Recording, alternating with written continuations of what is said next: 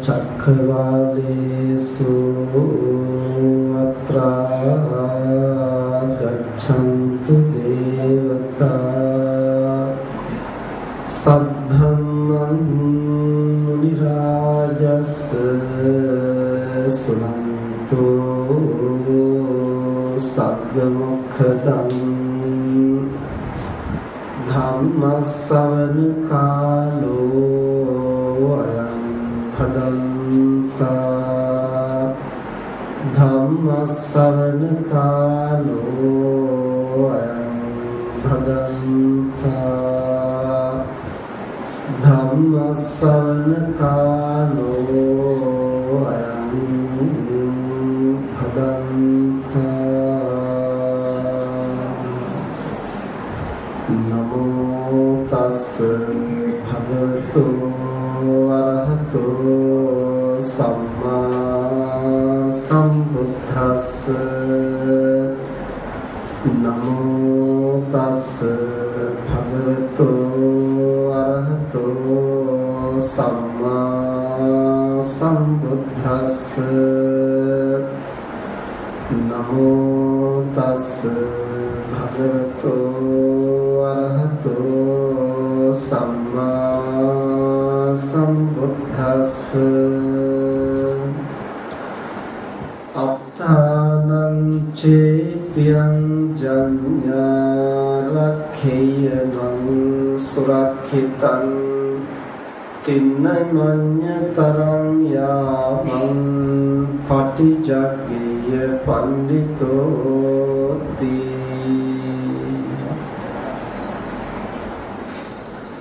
සද්ධාවන්ත පින්තුනි අද නන්දික නවගම මහත්මයා ඒ වගේම ගෞරී ඉන්ද්‍රරත්න මහත්මිය මේ සහෝදර සහෝදරියන් දෙදෙනා එකතු වෙලා තමන්ගේ ආදරණීය මෑණියන් වහන්සේ රූපා නවගමුව මේ මෑණියන් මූලිකත්වයේ තබාගෙන මේ අවශේෂ වැඩහිටි ඥාති හිත මිත්‍රාදීන් කල්යාණ මිත්‍රයින් අසල්වාසීන් බොහෝ දෙනා සම්බන්ධ කරගෙන අද මේ බඳු මහ පින්කමක් සිදු කරන්නේ මීට වසර 30කට පමණ ඉහතදී මිය පරලොව යන්නට යෙදුන මෙමෑණියන් වහන්සේගේ ආදරණීය ස්වාමි පුරුෂයා මේ දරු දෙදෙනාගේ දයාබර පියාණන් වහන්සේ විමල් නවගමුව මහත්මයා සිහිපත් කරලා ඒ පියාණන්ට පුණ්‍යානුමෝදනා කිරීමේ මූලික පරමාර්ථය පෙරදරි කරගෙන ඒ වගේම මේ පරපුරේ මිය පරලොව ගිය මහින්ද නවගමුව, සිරිල් නවගමුව, කරුණාරත්න නවගමුව, සිරිපාල නවගමුව, එඩ්මන් නවගමුව, කරුණාවතී නවගමුව කියන ඒ පියාණන්ගේ සහෝදර සහෝදරියන් ඥාති හිත මිත්‍රාදීන් ඒ සියලු දෙනා සිහිපත් කරලා පින් අනුමෝදන් කිරීමත් ඒ වගේම ගෞරී ඉන්ද්‍රරත්න මහත්මියගේ මාමා සිසිල් ඉන්ද්‍රරත්න මහත්මයාගේ ආදරණීය පියාණන් ස්ටැන්ලි ඉන්ද්‍රරත්න ඒ පියතුමන් සිහිපත් කරලා එතුමන්ට පුණ්‍යානුමෝදනා කිරීමත් කියන මේ අරමුණු මුල් කරගෙනයි අද මේ මහා පින්කම සිද්ධ කරන්නේ. ඒ වගේම නන්දික මහත්මයාට ලොකු ඕනකමක් තිබුණා. තමන් ලංකාවට පදිංචියට පැමිණුණාට පස්සේ තමන්ගේ මෑණියන් වහන්සේ මුල් කරගෙන තමන්ගේ සහෝදරියත් සම්බන්ධ කරගෙන මේ බඳු මහ පින්කමක් සිද්ධ කරන්නට. ඒ වගේම අපි සමග සිහිපත් කළා ගෞරී ඉන්ද්‍රරත්න මහත්මිය තමන්ගේ සහෝදරිය බොහොම ඕනකමින් බොහොම උනන්දුවෙන් බොහොම ගෞරවයෙන් අද මේ පින්කම සිද්ධ කරන්නට සියලුම කටයුතු සම්පාදනය කරලා මේ මෑණියන් වහන්සේ මූලිකත්වයේ තබාගෙන සියලුම කටයුතු කරන්නට එතුමිය විසින් ක්‍රියාත්මක වුණු බව. ඉතින් ඒ අනුව කල්පනා කරලා බලනකොට හැමදෙනාම බොහොම උනන්දුවෙන් බොහොම ඕනකමින් අද මේ පින්කම සිදු කරන බව පේනවා. නන්දික මහත්මයා අපි දැන හඳුනාගත්තේ පහුගිය දැන් මාස කිහිපයකට ඉහතදී එහෙම නැත්නම් ඒ අලුත් අවුරුදු සමයේ අප්‍රේල් මාසයේ ඒ ඩුබායි දේශයේ ධර්ම දේශනා සඳහා අපට මෙවර ආරාධනා කරන්නට යෙදුනේ නන්දික මහත්මයා ඇතුළු ඒ කල්යාණ මිත්‍රයින් කිහිප දෙනෙක් මූලික වෙලා ඒ අයගේ ධන පරිත්‍යාගයෙන් තමයි අපි මේ දේශයට වැඩමවාගෙන ගිහිල්ලා බොහෝ දිනාට දහම් අසන්නට අවස්ථාව සලස්වලා දීලා මහා ධර්ම දානමේ පින්කමක් සිද්ධ කරගත්තා. ඒක හුදෙක් පින්කමක් පමණක් නොවේ. අදට එහි ජීවත් වෙන බොහෝ දෙනා නිතර කතා බහ කරලා සිහිපත් කරන්නේ ඒ දහම් කරුණු Tamanගේ ජීවිතයේ සමග මුසු කරගනිමින් Tamanගේ ජීවිතේ මතුවෙන බොහෝ ගැටලු निराකරණය කරගනිමින් ඊතා සතුටින් ඊතා සැහැල්ලුවෙන් දිවි පවත්වන්නට Tamanට ඒ ධර්මචාරිකාව මහෝපකාරී වුණු බව. ඉතින් ඒ හැම දිනෙකම පින් අනුමෝදන් කරන හැම මොහොතකම ඒ හැම කෙනෙක්ම Tamanගේ ජීවිතය දහමින් පෝෂණය කරගන්න හැම මොහොතකම ඒ හැම කෙනෙක්ම Tamanගේ ජීවිතයේ ගැටලු සම්බාධක හඳුනාගෙන ඒවා සමබරව ලෙහාගෙන ධර්මානුකූලව ජීවත් වෙන හැම මොහොතකම ඒ මහා කුසලය නන්දික මහත්මයාට ඒ සඳහා මූලික වුණු හැම දිනාටම නොමදව ලැබෙනවා. ඒක මම මේ මොහොතේ සිහිපත් කළේ නන්දික මහත්මයාට ඒ නැවත සිහිපත් කරන්නට නොවේ. මේ ආදරණීය මෑණියන් වහන්සේටත් සතුටු වෙන්නට පුළුවන්. මේ මහා කුසලයේ සතුටින් අනුමෝදන් වෙන්නට පුළුවන්. Taman මේ ලෝකයට දායාද කළ පුතණු කෙනෙක් මේ ලංකාවේ පමණක් නෙමෙයි ඒ විදේශ රටවල පවා ජීවත් වෙන බොහෝ දෙනාට දහම් අසන්නට අවස්ථාව සලස්වා දෙමින් මේ මහා ධර්ම දානමය පින්කමක් සිද්ධ කරලා බොහෝ දෙනාගේ ජීවිත සුවපත් කරන්නට බොහෝ දෙනාගේ ජීවිතවල තියෙන ගැටලු සමනය කරන්නට ඒ අයට සැහැල්ලුවෙන් සැනසීමෙන් ජීවත් වෙන්නට මෙලොව පරලොව අභිවෘද්ධිය සලසා ගන්නට බෞද්ධයින් වශයෙන් අපි බලාපොරොත්තු වෙන විමුක්තිය සඳහා අවශ්‍ය ගුණ නුවණ වඩන්නට ඒ හැම දිනාටම අවස්ථාව සලස්වලා දීලා ඒ සිද්ධ කරගත්තු මහා පින්කම මේ මෑණියන් වහන්සේට නිරතුරු සිහිපත් කරමින් අනුමෝදන් වෙන්නට සතුටු වෙන්නට පුළුවන්. ඒ සියලු කුසල් මේ මෑණියන් වහන්සේට නිරෝගී සම්පන්නිය පිණිස ධර්මඥානයේ දියුණු වීම පිණිස නිවන් අවබෝධය පිණිස ඒකාන්තයෙන්ම හේතු වෙනවා. මේ සමාජයට යම් අම්මතාත්තා කෙනෙක් දායාද කරන දරුවෙක් සමාජයට යම් බඳු මෙහෙවරක් සිද්ධ කරනවද Taman දැනගත්තත් නොදැනගත්තත් ඒ දරුවා විසින් ලෝකයට සිද්ධ කරන මහා කුසලයෙහි Taman ප්‍රබල කොටස් කරුවෙක් බවට පත් වෙනවා ඒ මව්පියන්. මේ පියාණන් මිය පරලොව ගිහිල්ලා වසර 30ක් ගත වුණා. ඒ පියාණන් වහන්සේ මේ පින්කම් දකින්න තැනක නොසිටියා. එතුමන්ට මේ පින ඒකාන්තයෙන් ලැබෙනවා. එතුමන්ගේ ජීවිතය සුවපත් කරගන්න. මේ අවබෝධ කරගන්නට එහෙම නැත්නම් අනුමෝදන් වෙන්නට සුදුසු තැනක නොසිටියත් කියන එකෙන් මම මනුෂ්‍ය ලෝකයක වගේ ඉපදිලා ඉන්නවා අපි මෙහි කුසලයක් කරනවා කියලා දැනගන්නට ක්‍රමයක් නැහැ.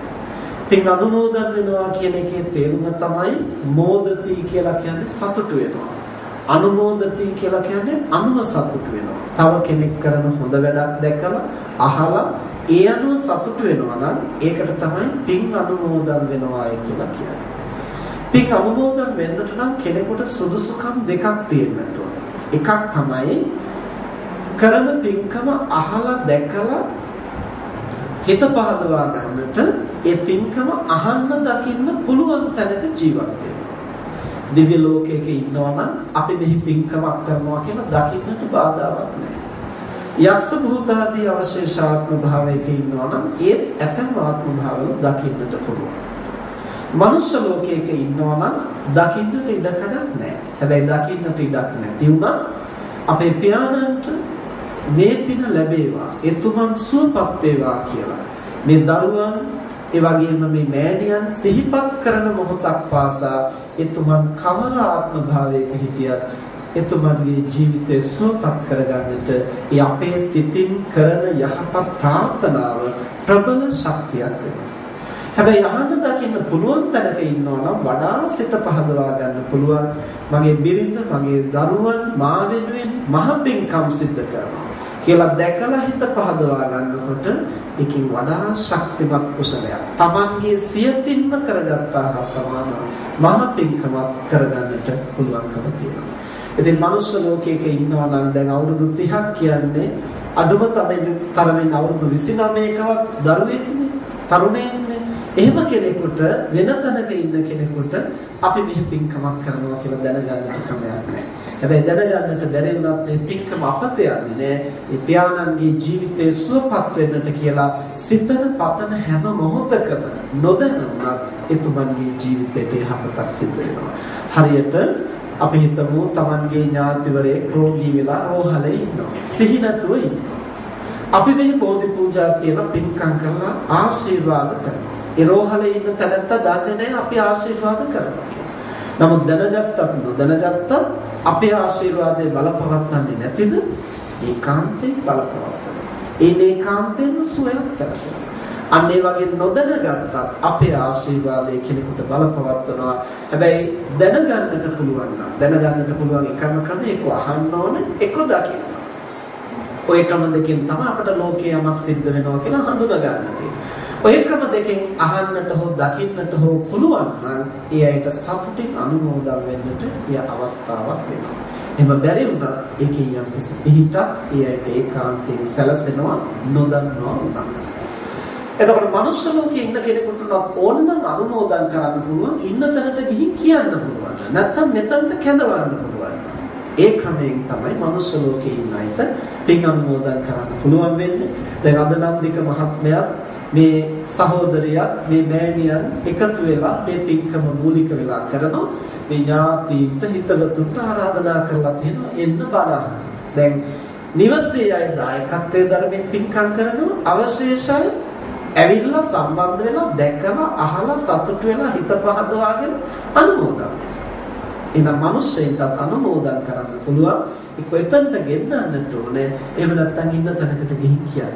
ඔය විදිහට අනුමෝදන් වෙන්නට තියෙන පළවෙනි සුදුසුකම තමයි අහන්න දකින්න හිත කඩ සැලසෙන. දෙවෙනි එක තමයි අමාරුම කාරණේ. ඒ මොකද්ද? මේ කරන වැඩේ හොඳ වැඩක් කියලා හිත පහදවා ගන්නට පුළුවන් වෙනවා. ඒක නම් හැබැයි මැරිච්ච පමණට ඇති වෙන ගුණයක් නෙමෙයි. ඒක ජීවත් වෙලා ඉන්න කාලේ පුහුණු කරන්න. අපි ජීවත් වෙලා ඉන්න කාලේ හොඳ දේ හොඳයි කියලා අගය කරන්න පුරුදු වෙච්ච තරමට තමයි අපට පින්කම් අනුමෝදන් වෙන්න පුළුවන්. හුඟක් දෙනෙක් පින්කම් කළා වුණාට අනුමෝදන් වෙන්න දක්ෂ නැහැ. ඒ අනුමෝදන් වෙන්න දක්ෂ නැත්තේ තමන් කරන පින්කම නම් හොඳයි හරි කියලා හිතනවා. හැබැයි අනුන් පින්කමක් කරනකොට ඕකේ මොකක් හරි අද පළුද්දක්ම තමයි දකින්නේ. මේ මිනිස් මනසේ ස්වභාවය ඒක. එක්ක හිතන ඔයගොල්ලෝ පින්කම් කළාට මෙහෙමනේ අර එහෙමනේ මොකක් හරි අදක් උදක් ඕකේ දකින්න. එහෙම නැත්තම් අහවලුන්නාවේ නැහැ කියලා ඒවට හිත නරක කරගන්න. එහෙම නැත්තම් ඕක තවත් හොඳට මෙහෙම කරන්න තිබුණානේ අතන කළා වැරදීනේ මෙහෙම කළා වැරදීනේ කියලා ඔන්න පොඩි දෙයක් අල්ලගන්න. මෙහෙම මොනවා හරි දෙයකින් අපේ මනස ඉක්මනින් කඩා වැටෙනවා. කඩා වැටීම තමයි වැඩිපුර සිද්ධ වෙන්නේ. යමක හොඳ දේ දැකලා ඒ වටිනාකම දැකලා හිත සතුටු කරගන්නවා කියන එක ලේසි පාසු දෙයක් නෙමෙයි. ඒක දීර්ඝ කාලයක් පුරුදු පුහුණු කරන්නට ඕන විශේෂ ගුණයක්. එහෙම පුහුණු කරගන්න පුළුවන් නම් මැරෙන්නම ඕන නැහැ පින්නම ඕදන්න. මේ කරන ජීවිතේ අනුකරන ඕනම දෙයක් අපට සතුට සිතින් අනුමෝදන් වෙන්න පුළුවන්. අපි හිතමු පන්සලකට ගියා කියලා. අපට මල් ගෙනියන්නට බැරි වුණා. අපට තෙල් ගෙනියන්නට බැරි වුණා. අන් අය පහන් දැල්වනවා. අන් අය මල් පූජා කරනවා. දැන් අපට මොකද හිතෙන්නේ? අනේ මට තෙල් ටිකක් ගේන්න බැරි වුණානේ. මට මල් ටිකක් කඩාගෙන එන්න බැරි වුණානේ. එතනින්ද තැවෙනවා. ඉතින් තැවෙන්නේ මොකටද? අනිත් අය කරන පින්කම දිහා බලලා මේ බුදුරජාණන් වහන්සේට මේ අය මල් පූජා කරනවා. ඒක දැකලා සාදු සාදු ඒ වර්ණයේ ගුණය තථාගතයන් වහන්සේට පූජාවක් වේවා. එහෙම අපටත් හිත පහදවා ගන්න පුළුවන් නම් අනිත් අය කරන කුසලයක් අනුමෝදන් වෙන්න පුළුවන්. ඒ වෙනුවට ගොඩක් දෙනා කරන්නේ අනේ මට නෑනේ මට කරගන්න බැරි වුණානේ කියලා තැවෙන එකයි. ඇයි එහෙම වෙන්නේ? අපේ මනස පුරුදු වෙලා තියෙන්නෙම ඕනෑම දෙයක් අල්ලාගෙන දුබල වෙන්නට, වික්ෂිප්ත වෙන්නට, ගැටෙන්නට, ඇද වැටෙන්නට තමයි වැඩිපුර පුරුදු වෙලා තියෙන්නේ. පහදින්නට, සතුටු වෙන්නට, අනුමෝදන් වෙන්නට, කුසල් කරන්නට අපේ මනස පෙළඹෙනවා. බුදුරජාණන් වහන්සේ දේශනා කරනවා සුඛරාණි අසාධුනි අත්තනෝ අහිතානිච යම් වේ හිතංච සාධුංච සංවේ පරම දුක්ඛරා. තමන්ටත් අනුන්ටත් අවැඩ පිණිස හේතු වෙන දේවල් තියෙනවා නම් ඒවා බොහොම පහසුයි. කෑකෝ ගහන්න පහසුයි, බැන වදින්න පහසුයි, වාද විවාද කරගන්න පහසුයි, ආරවුල් ඇති කරගන්න පහසුයි, අමනාප වෙන්න පහසුයි. හැබැයි යම් වේ හිතංච සාධුංච සංවේ පරම දුක්ඛරා. තමන්ටත් අනුන්ටත් යහපත වෙනස පවතින දේවල් තියෙනවා නම් ඒවා ලෝකේ බොහොම අමාරුයි කරන්න. හොඳ හිත පවත්වා ගන්නවා කියන එක හරිම අමාරුයි. හිත නරක කර ගන්නවා කියන එක ලේසි. ඒ වගේම සුහදව ඉන්නවා කියන එක හරිම අමාරුයි. අමනාප වෙනවා කියන එක ලේසි. අනිත් කෙනෙකුගේ ගුණය දැකලා සතුටු වෙනවා කියන එක බොහොම අමාරුයි. දොස් දකින්නවා කියන එක බොහොම පහසුයි. මේ විදිහට අපේ මේ මිනිස් මනස එක මේ ගිහි පැවිදි කියලා වෙනසක් නැහැ. අපි කාගෙත් මනස දීර්ඝ කාලයක් සසරේ පුරුදු වෙලා තියෙන්නේ දොස් දකින්නට, කුණු කොඩවල් වල දකින්නට. ද්වේෂය, ක්‍රෝධය, ඇලීම, බැඳීම, හැපීම, කුහකකම, මාන්නය මේවට තමයි අපේ මනස ගොඩක් කල් පුරුදු වෙලා තියෙන්නේ. අනන්ත සසරේ විවිධ ආත්ම භාවවල අපි ඒවා බහුල පුහුණු කරලා තියෙනවා. ඒ බඳු මනසක් තමයි මේ මනුෂ්‍ය ලෝකයට ආපුහම අපි ගුණයට නැඹුරු කරන්න උත්සාහ කරන්නේ. කුසලයට නැඹුරු කරන්න උත්සාහ කරන්නේ. මුලදී ඒක ටිකක් දුෂ්කරයි. හැබැයි කලක් පුහුණු වෙනකොට අපිට දැනෙන්න ගන්නවා ඒකෙන් ලොකු යහපතක් සිද්ධ වෙනවා. ඒකේ ලොකු වටිනාකමක් තියෙනවා. ඒකෙන් හොඳක් සිද්ධ වෙනවා. Tamanටත් යහපත සිද්ධ වෙනවා. අනුන්ටත් යහපත සිද්ධ වෙනවා. මෙහෙම දකිනකොට අපි අමාරුවෙන් හරි නැවත කරන්න පුරුදු වෙනවා. අන්න එහෙම තමයි ටිකෙන් ටික අපේ මනස මේ ගුණ ධර්ම වලට නැමෙන්නේ. මහානම්නා කියලා පින්කම් කරන්න අපේ මනසත් පෙළඹෙන්නේ නැහැ එකවරම. දැන් පැවිද්දෝ ගැන කල්පනා කරලා බලන්නකො පැවිදි වෙච්ච හැමදෙනාම සදහැසිතින් කටයුතු කරනවා. එහෙමත් නැහැ ඉතින්. ඒ පැවිදි වුණා කියලා කෙස් කැපුවා කියලා සිවුර පෙරව ගත්තා කියලා ඇඳුම මාරු කළා කියලා සද්ධාව ගුණේ මතුවෙන්නේ නැහැ. ඒක කලක් පුහුණු කරනවා. උත්සාහයෙන් පුහුණු කරනවා. අමාරුවෙන් පුහුණු කරනවා. නිසා ගිහියා වුණත් පැවිද්දා වුණත් මේවා ලෙහෙසි පහසු දේවල් නෙමෙයි අමාරුවෙන් පුහුණු කරනවා. හැබැයි බැරි නෑ. අපි පුහුණු කළොත් අපි උනන්දු වුණොත් අපිට මේ ජීවිතේ ලොකු ප්‍රගතියකට එන්නට පුළුවන්. ඒක මම කියන්නේ වෙන කවුරුවක් කියන නිසාවත් පොත්වල තියෙන නිසාවත් නෙවෙයි අපේ ජීවිතය තුළ අපි බොහෝ කොට ප්‍රගුණ කරලා තියෙන නිසා. ගුණධම් වඩන්නට සදහැසිතින් අපි කටයුතු කරනවා නම් අපි කරන පින්කමක් ගෞරවයෙන් සද්ධාවෙන් හරියට කරනවා නම් ඒවෙන් අපේ ජීවිතයට ලැබෙන ශක්තිය මෙපමණයි කියලා අපිට ප්‍රමාණ කරන්න පුළුවන් කමක්. අපි එහෙම කුසල් කරන්න නැවෙනකොට අනිත් අය කරන කුසලයේ වටිනාකම් අපිට දෙගුණ වෙලා පෙනෙන්නට පටන් ගන්නවා. ඒ මිනිස්සුගේ ජීවිතවල ඕන තරම් අනුපාඩු තියෙන්නට පුළුවන්. ඒ කරන පින්කමේ ඕන තරම් අඩලුහුඩුකම් තියෙන්නට පුළුවන්. ඉතින් අපි මොකටද ඒව කරපින්නගන්නේ? අපිට ඒ කරන කුසලයේ හොඳ පැත්ත දකින්නට පුළුවන් නම් සතුටු සිතින් අනුමෝදන් වෙන්න පුළුවන්. අර පින්වතුන් අහලා ඇතිනේ අනාථපිණ්ඩික සිටුතුමා 54 කෝටියක් ධනෙ වියදම් කරලා චේතවන මහා විහාරය හදලා බුද්ධ ප්‍රමුඛ මහා සංඝරත්නයට පූජා කළා. දුප්පත් මිනිස්සෙක් සතයක්වත් වියදම් කරගන්න බැරි මිනිස්සෙක් මේක දැකලා සතුටු වෙනවා. අනේ කොච්චර වටින පින්කමක්ද. සිටුවරේකට හැරෙන්න සාමාන්‍ය කෙනෙකුට මෙහෙම පින්කමක් ගැන හිතන්නවත් බැහැ. අනික කාටද මේ පූජා කරන්නේ? දෙවි මිනිසුන්ගේ පූජා සත්කාර ලබන්න සුදුසු බුදුහාමුදුරුවෝ.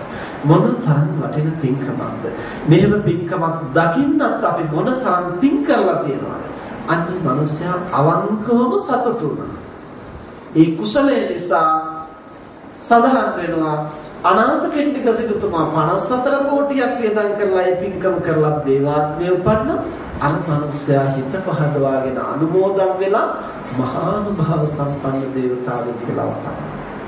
එහෙනම් ඉතින් සල්ලි වියදම් කරන්න ඕනේ නැහැ නේ. ඒවා පැත්තකින් තියලා හිත පහදවා ගත්තාම ඇතිනේ කියලා කෙනෙකුට හිතන්න පුළුවන්. හිත පහදවා ගත්තාම ඇති. හැබැයි සල්ලි වියදම් කරන්න ඕන තැන වියදම් කරන්නත් සිද්ධ වෙනවා. ඒක මසුරුකමට එහෙම හිතනවා නම් හොඳ නැහැ. හැබැයි වියදම් කරන්න ඕන තැන වියදම් කරනවා. හැබැයි සල්ලි වියදම් කරනවා කියන එක නෙවෙයි පින්කම කියන්නේ. ඒක ගැන නිවැරදිව කල්පනා කරන්න, නිවැරදිව හිතන්න, ඒකේ තියෙන වටිනාකම්, ගුණාත්මකකම් තේරුම් ගන්න. අපි කරන දේ ලෝකෙට සිද්ධ වෙන යහපත, ඒකෙන් ලැබෙන වටිනාකම් තේරුම් ගන්නට තමයි කුසලයේ ශක්තිමත් වෙන්නේ. ඒ ගැන සතුටු වෙන්න තමයි ඒ කුසලයේ වඩා ප්‍රබල වෙන්නේ. ඉතින් එදා ඒ දුප්පත් මිනිසයා ඒ විදිහට ඒක අනුමෝදන්. හැබැයි තව සමහරව ඉන්නවා හොඳ පින්කම් දැකලා අපෝ යොච්චර වියදම් කරන්නේ මොකටද උඹට? එහෙම අර අනුන් කරන පින්කම් තමන්ගේවත් සතයක්වත් වියදම් වෙන්නේ නැහැ. මේ අනුන් කරන එකටවත් හිත පහදවා ගන්න බැරි අය උන්ට බුදුහාමුදුරන්ගේ කාලෙත් එහෙම තියෙනවා. අසත්පුරුෂ මහා දානයක් දුන්නා කොසල් රජුරු මේක ගැන හිත නරක කරගත්තු මිනිස්සු හිටියා. හිත පහදවා ගත්තු අයත් හිටියා. කොසල් රජුරුවන්ගේම අමාත්‍යවරු දෙන්නෙක් හිටියා. එක්කෙනෙක් කල්පනා කරනවා මේ රජුරන්ට පිස්සුද මන්ද මේ තරම් වියදම් කරන්නේ. ඒ මොකද රජුරු එක දවසට 14 කෝටියක් වියදම් කළා මේ දානෙට. 14 කෝටියක්. බුදුහාමුදුරුවෝ ප්‍රමුඛ 500ක් වික්ෂූන්ට දන් දෙන්න එක දවසට 14 කෝටියක් වියදම් කළා. ඉතින් බැලුවම ඇත්තනේ කතාව 500කට කන්න දෙන්න 14 කෝටියක් මොකට වියදම් කරනවා. මේ අමාත්‍යවරු එහෙම කල්පනා කළා මේ පින්කම ගැන හිතනවා. හැබැයි තා අමාත්‍යවරේ අනේ මොන තරම් වටිනවද මෙහෙම මහා පින්කමක් දකින්නටවත් ලැබිච්ච කියලා හිත සතුටු කරගන්නවා. පස්සේ රජුරවන්ට මේ ගැන ආරංචි වුණා. ආරංචි වෙලා අර හිත පහදවාගත්තු අමාත්‍යවරයාට කතා කරලා බොහෝ තාන්න මාන දුන්නා. තමසෙට පුළුවන් සත්පුරුෂ මනසක් තියෙනවා අනුන් කරන පින හරි අනුමෝදන් වෙන්න තරම් සත්පුරුෂයෙක්. ඒ නිසා මේවත් අරගෙන සුවඳින් සුවසේ ජීවත් වෙනවා කියලා ඒ මනුස්සයාට තෑගි බොරු දුන්නා. අර හිතන රක් කරගත්තු දුෂ්ට මනුස්සයාට කතා කරලා කියනවා ඔබ වගේ අසත්පුරුෂයෙක් මගේ රාජ්‍යයවත් ඉන්නට එපා. මගේ අසුරට සුදුස්සෙක් නෙවෙයි කියලා පිටුහල්ලා. දැන් එතන මේකේ විපාක ලැබුණා. ඒ අනුන් කරන කුසලයට සතුටු වෙච්ච එකෙන් බොහෝ සම්පත් එවෙලේම ලැබුණා. හිතට රක් කරගත්තකින් රටේ ඉන්නටවත් නැතුව අමුදරුවන් අහිමි වෙලා ධන සම්පත් අහිමි වෙලා වහනෙක් හැටියට පිටරටකට පිටුවහල් වෙන්න කිසිම. එන්නේ කුසලයට හිත නරක කර ගැනීමේ දෝෂය. ඒක අකුසලයක්. කුසලයට හිත පහදවා ගැනීම ඒ බඳුම මහ කුසලයක්. ඒකයි අනුමෝදන් වෙනවා කියලා කියනවා. ඒ නිසා සත්පුරුෂෝ එදත් කුසල අනුමෝදන්. අදත් අනුමෝදන් වෙනවා. අසත්පුරුෂෝ එදත් පින්කම් ගැන හිත නරක කරගත්තා. අදත් ඕන කෙනෙකුට හිත නරක කරගන්න පුළුවන්. මට මතකයි අපේ පන්සලේ අපේ නායක හාමුදුරුවන්ගේ වැඩිහිටි ගෝලයෙක් හිටියා. උන්වහන්සේ අපවත් වෙච්චලා 3 මාසේ දානයක් දුන්නා 159. ඒ දානේ දැකලා එක තරුණෙක් කියලා තිබුණා මේ තියන අයටම දෙන්නේ. මේ හාමුදුරුවන්ට ඔය තරම් වියදම් කරලා දෙන්නේ අහවල් දෙකද? මොකද හාමුදුරුවන්ට කන්න නැද්ද? ඕනතරම් දානේ හම්බ වෙනවා. ඒ තියන තරටම තමයි ගොඩ ගහන්නේ. ඔය සල්ලි ටික ගෙනිහිල්ලා දුගී මගීන්ට දන් දුන්නා නම් නැති බැරි කෙනෙකුට දුන්නා නම් කොච්චර හොඳද? බැලුවට මේක හොඳ සත්භාවයෙන් කරන කතාවක් වගේ නේ අපට පේන්නේ. හැබැයි මෙතන මොකද්ද තියෙන්නේ? ඊර්ෂ්‍යාව. හොඳ දේ අනුමත කරන්නට බැරි. ඒ දුප්පතුන්ට දෙන එක නරක දෙයක් නෙමෙයි පින්නත්. දුප්පතුන්ට දෙන එක හොඳ දෙයක්. හැබැයි දුප්පතුන්ට දෙන එකත් හොඳයි, පොහොසතුන්ට දෙන එකත් හොඳයි. දීම අපිට ප්‍රතික්ෂේප කරන්න බෑ. දුප්පතුන්ට දෙන්නට කියලා අපි පොහොසතාට එහෙම නැත්නම් සත්පුරුෂයාට එහෙම නැත්නම් ගුණවතාට දෙන එක වළක්වන්න හදනවා නම් අන්න එතනයි ප්‍රශ්නේ තියෙන්නේ. දුප්පතාට දෙන එක වරදක් නැහැ. දුගියාට දෙන එක වරදක් නැහැ. හැබැයි පැවිද්දාට දෙන එක වළක්වලා දුගියාට දෙන්න හදනවා නම් එතන තියෙන්නේ අසත්පුරුෂකම. එතන තියෙන්නේ ඊර්ෂ්‍යාව. ඊළඟට අපි කියනවා නම් ඔය දුප්පත් මිනිස්සුන්ට දුන්නට වඩා මිනිස්සු කපටද කෛරාටිකයෝද මොකුන්ද කියලා කවුද දන්නේ? ඔයිට වඩා වටිනවනේ හාමුදුරුවන්ට දෙන එක. අර පන්සලේ හාමුදුරුවන්ට ගිහින් දීපල්ලා කොයිට වඩා පෙන්සිල් දෙනවා. අර දුගියට දෙන එක වළක්වලා හාමුදුරුවන්ට දෙන්න හදනවා නම් ඒක සත්පුරුෂකමක් නෙමෙයි. හාමුදුරුවන්ට දෙන එක හොඳයි. හැබැයි අර අසරණෙන්ට දෙන එක වළක්වලා ඒක නවත්තලා ඒක දෙන එක ඒක සත්භාවයක් නෙමෙයි. එතන තියෙන්නේ මොකක් හරි මනසේ ගැටලුවක්. ඒ නිසා පින්කම් කරනකොට අපි පරිස්සම් වෙන්නට ඕනේ. අපි කැමති කෙනෙකුට දෙන්නට පුළුවන්, ගුණවතුන්ට දෙන්නට පුළුවන්. ඒක හොඳයි. සිල්වතුන්ට දෙන්නට පුළුවන්. ඒක හොඳයි. හැබැයි නැතිමරි මිනිස්සුන්ට දෙන්න ඕනේ. නැති බැරි මිනිස්සුන්ට දෙන්න ගිහිලා සිල්වතාට දෙන එක වළක්වනවා නම් ඒකත් අපරාධයක්. සිල්වතාට දෙන එක වළක්වලා නැති බැරි මිනිස්සුන්ට දෙනවා නම් ඒකත් අපරාධයක්. අපිට පුළුවන් අවස්ථාවේ ලැබුණු අවස්ථාවේ අපි කාටවත් දෙන්නට ඕන. ඒකයි සත්භාවය කියන්නේ. හැමතිස්සෙම අපිට දෙන්නට බෑනේ, තියෙන වෙලාවටනේ දෙන්නේ. ඒ වගේම අවශ්‍යතාවයක් තියෙන වෙලාවටනේ දෙන්නේ. නිසා දන් දීමේදී අපි විචක්ෂණ වෙන්නට ඕනේ. තන නොතන හඳුනාගෙන පුද්ගල වෙනස හඳුනාගෙන අපේ හිත නරක කරගන්න තු කුසල් කරනවා. එහෙම පුළුවන් නම් හාමුදුරුවන්ට දීලත් අපිට කුසල් කරගන්නට පුළුවන්. දුගියාට දීලත් කුසල් කරගන්න පුළුවන්. හාමුදුරුවන්ගේ පැත්ත විතරක් ගන්න මනුස්සයා හාමුදුරුවන්ට දීලා කුසල් කරගන්නවා. හැබැයි දුගියාට දෙනකොට හිත නරක කරගන්නවා. ඒ මනුස්සයා එතනදී අකුසල් කරගන්නවා. දුගියට දෙන්නට කැමති මිනිස්සයා දුගියට දීලා කුසල් කරගන්නවා. ඒව දැකලා කුසල් කරගන්නවා. හැබැයි හාමුදුරුවන්ට දෙනවා දකින්නකොට හිත නරක කරගන්නවා. ඇයි මනස සමබර කරගන්න ශක්තිමත් නැති නිසා. එහෙම මිනිස්සුන්ට පින් අනුමෝදන් වෙන්න පහසු නෑ. අනිත් අය කරන ඒවා දිහා බලාගෙනත් හිත නරක කරනවා. එතකොට අපි දවසක් බුදුරජාණන් වහන්සේ වෙනුවෙන් මහා පහන් පූජාවක් කළා. හැබැයි මේ පහන් පූජාව කළේ තෙල් බොහොම මිල අධික කාරණා. ඒ පහන් පූජාවට තෙල් ලීටර 30-40ක් අපි ගෙනලා මුළු මළුවම විදුලි ආලෝක දැල්වන්න නැතුව පහන් ආලෝකයෙන්ම ආලෝකමත් කරනවා. මට මතක හැටියට අපේ පැවිදි වෙච්ච දිනයකද කොහෙද. ඉතින් ඒක තරුණයෙක් කියලා තිබුණා. "පොයි මේ මිලාදික කාලේ තෙල් මෙච්චර නාස්ති කරලා එක පහනක් පත්තු කරනවා මන්දිද? ඔය තරම් මොකටද නාස්ති කරන්නේ? දුප්පත් මිනිස්සුන්ට පාන් ගන්න දුන්නා නම් මොකද ඔය සල්ලි ඉතින් මොකද්ද මේ මනස ඇතුළේ ඇති වෙන්නේ? බොහෝම සාධාරණ, බොහෝම සමාජ හිතවාදී, බොහෝම ධාර්මික අදහසක් වගේ තමයි පිටින් බලවහම තේරෙන්නේ. නමුත් අර යමක් වළක්වන්නට යෝජනා කිරීම ඒ තරම් උසස් දෙයක්. අපේ ශාසන ඉතිහාසයේ මේවට ඕන තරම් කතා ප්‍රවෘත්ති තියෙනවනේ. පෙරේක් සසුනක බුදුරජාණන් වහන්සේ පිරිනුවන් පෑ අවස්ථාවේ උන්වහන්සේගේ ධාතුන් වහන්සේලා එකටම ඒක ඝනව පැවතුණා. ඒ බුදුරජාණන්ගේ අදිෂ්ඨානයේ මතය සිද්ධ වෙනවා. විසිරෙන්න අදිෂ්ඨාන කළොත් කුඩා කැබලි වලට විසිරෙනවා. බොහෝ දෙනාට ගෙනihin තැන තැන්පත් කරගෙන දැනුම් පිරුම් කරනවා. ගෞතම බුදුහාමුදුරන්ගේ ශරීරයේ භස්මාවශේෂ එහෙමයි. ඇතැම් බුදුරජාණන් වහන්සේලා අදිෂ්ඨාන කරනවා ඒක ඝනව පවතින. එතකොට එහෙමම අස්ථි පංජරය ඇට සැකිල්ල එහෙමම ඒක ඝනව පවතින. එතකොට ඒ සියල්ලම එකටගෙන එක් තැනක තැන්පත් කරන මහා දාගෙවත් නිමත.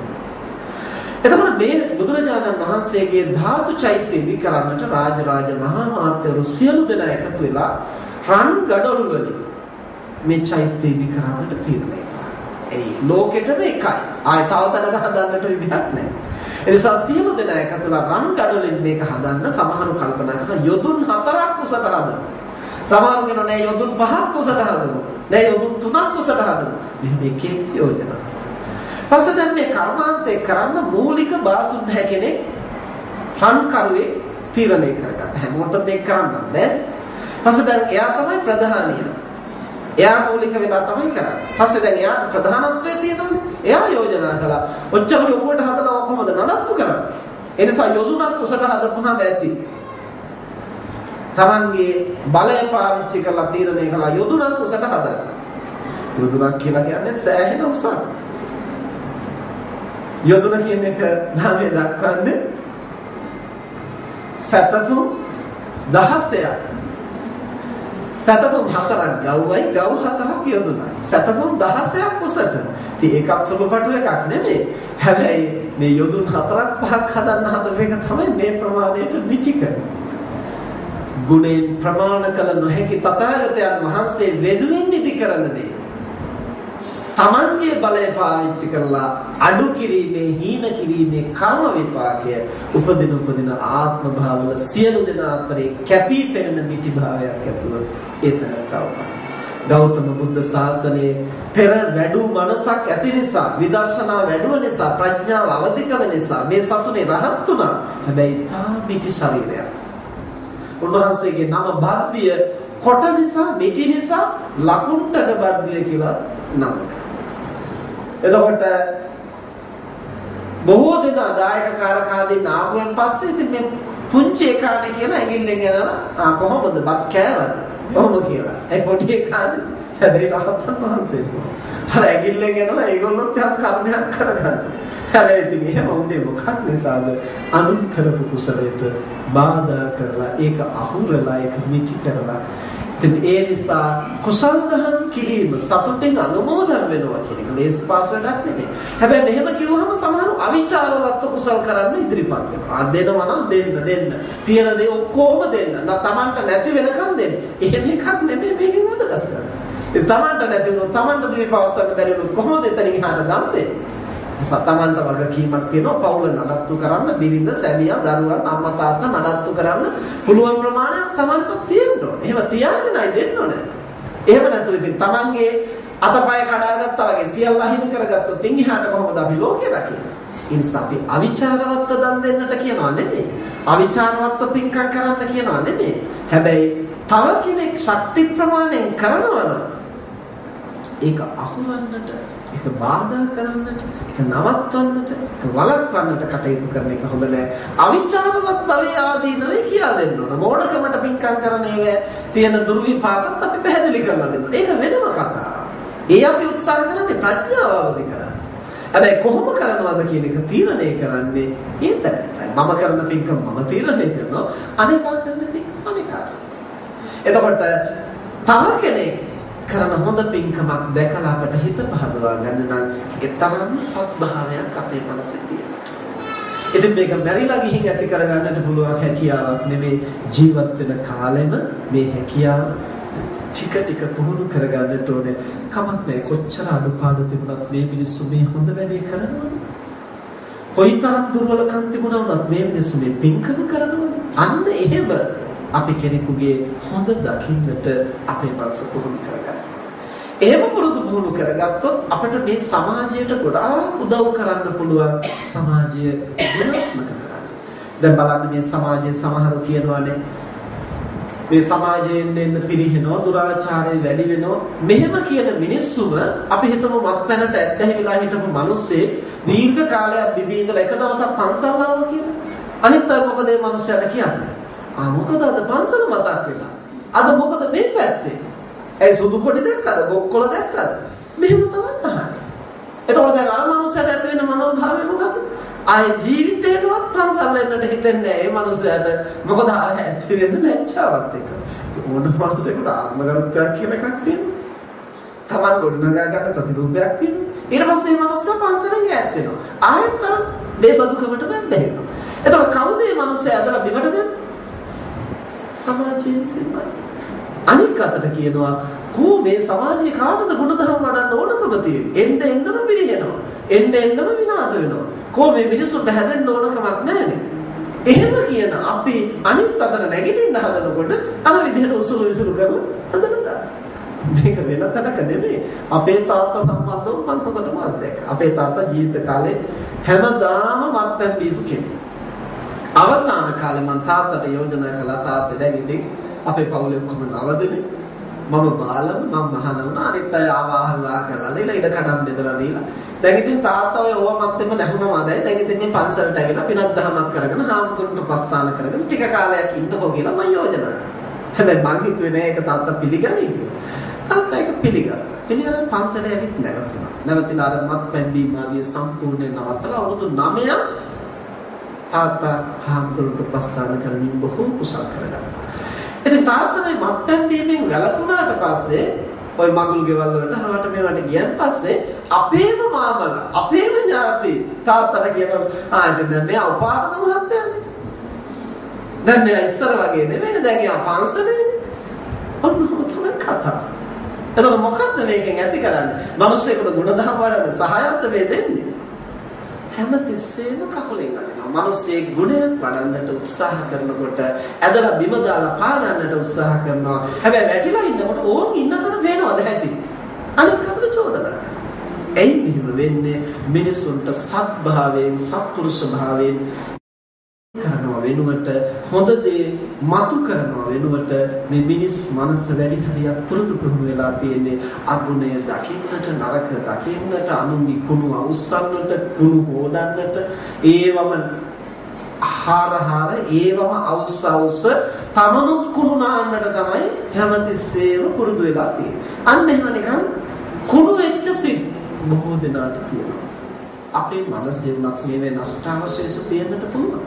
තේරුම් අරගෙන පරිස්සමෙන් ඒවා අයින් කරගෙන අඩු කරගෙන තව කෙනෙකුගේ හොඳ දකින්නට හොඳ අගය කරන මට්ටමට හොඳට උදව් කරන මට්ටමට නරකින් ගොඩ ගන්න පුළුවන් මට්ටමට අපේ මනස පුහුණු කරන්න.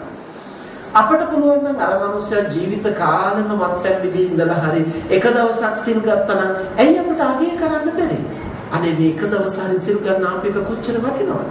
ඊළඟ මාසෙත් එන්න මේක නවත්තන්න එපා. අපි උදව් කරන්න. කොච්චර වටිනවද අපේක? එක දවසක් හරි. ඊටු දවස් 29ම බිව්වත් කමක් නැහැ. මේ එක දවසේ පන්සල් යන්න. මෙහෙම ඇගීමක් කරන්න පුළුවන් නම් ඒ මනුස්සයා ඊළඟ දවසේ පන්සලට එනවා. මෙහෙම වාර කිහිපයක් එනකොට අපට පුළුවන් දැන් ඉතින් පොයි දවසට කල්ලාතුන දවසේවත් බීම නවත්තන්න. ඊටු දවස් 28ම බිව්වත් කමක් නැහැ. සිල් ගන්න එනකොට ඉස්සරින් දවසේ බොන්න එපා. ඒක හොඳ නැහැ. ඒ දවසේ රැකෙන්න. මෙහෙම කිව්වොත් ඒ මනුස්සයෙක් උත්සාහ කරලා බලනවා. එතකොට මේ මනුස්සයා මාසෙට දවස් 2ක් බොන්න නැතුයි. මෙහෙම පුහුණු කළොත් අපිට තව මනුස්සයෙක් හොඳ මගට ගන්නට පුළුවන්. ඇයි අපිට එහෙම අත දෙන්නට බැරි?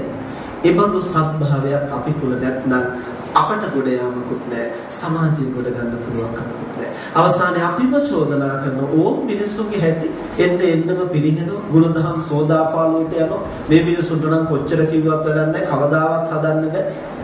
ඉතින් මේ අබුද්දස්ස කාලේ හැටි තමයි. ඉතින් ඔහොම කිය අපි පශ්චාත්තාප වෙනවා. එහෙම වෙන්නට ඕනේ නෑ. තවමත් මිනිස්සුන් ගොඩ ගන්නට පුළුවන්. තවමත් හදන්නට පුළුවන්. අපේ ජීවිතේ අපි එහෙම බොහෝ මිනිස්සුන් හදලා තියෙනවා. මට බොහෝ වෙලාවට ධර්ම දේශනා සඳහා යන්නට උදව් කරන මහත්මයෙක් ඉන්නවා. එතුමන්ගේ වාහනේ මට කොහේ හරි යන්නට ඕන කිව්වොත් එතුමා මට යෝජනා කරලා තින්නේ හාමුදුරනේ කොහේ හරි බඩකට යනවා නම් වාහනයක් නැත්තම් මට කියන්න. එතකොට තමන්ට දහසක් වැඩ තිබුණා. තමන් බයිසිකලේ ගිහිල්ලා ඒවා කරගන්නවා. කවුරු හරි යොදවලා වාහනේ මට එනවා. එයි මේ කුමක් නිසාද? ඒ තනත්තා ජීවිත කාලෙම මත්පැන් වලට ඇබ්බැහි වෙලා තනි කරම නැත්තටම නැති වෙලා හිටපු කෙනෙක්. යාළු මිත්‍රයොත් එක්කලා හිත හොඳ කෙනෙක්. ඒ නිසා අරයා කතා කරපුවාමත් යනවා, මෙයා කතා කරපුවාමත් යනවා, බෑ කියන්න බෑනේ. ඔය විදිහට අපේ මොළොක් බව අනිත් අය ඉදිරියේ නිවටකමක් බවට පත් කරගන්නවා සමහර. ඒ වැඩි හිත හොඳ කරනවා. ඕමම ගිහිල්ලා මුළු ජීවිත කාලේ ඒ තනත්තා ඇබ්බැහි වෙලා හිටිය උදේ ඉඳන් රැ වෙනකම් දීපේ. තමන් මෙතනත් හිත හොඳ කෙනා කියලා දන්න නිසා අනිත් ඔක්කොම මත්පැන් ටිකක් බොන්න උනහම මෙයාට තමයි කතා කරන්නේ. ඔක්කොටම අරන් දෙනවා. දසාතේ ණය වෙලා කරන රැකියාව හරියට කරගන්නට බෑ. පවුලේ හැම විටම ප්‍රශ්න අර්බුද. මේ මහා ප්‍රශ්න ගොඩක් අතරේ ඒ අම්මා නැවත උත්සාහ කළා ඒ දරුවා අපට සම්බන්ධ කරවන්න. කොහොම හරි ඔහොම ගිහිල්ලා කීප වරක් ගිහිල්ලා දවසක් බීගෙන ආවා. ඉතින් ධන ගහලා වැඳලා හාමුදුරනේ මට ටිකක් කතා කරන්න ඕනේ කියලා මාත් කිව්වා. මම මහත්ව කතා කරන්න පුළුවන් තත්ත්වයක නෙමෙයි නේ. බීපු නැති වෙලාවක එන්න කතා කරා.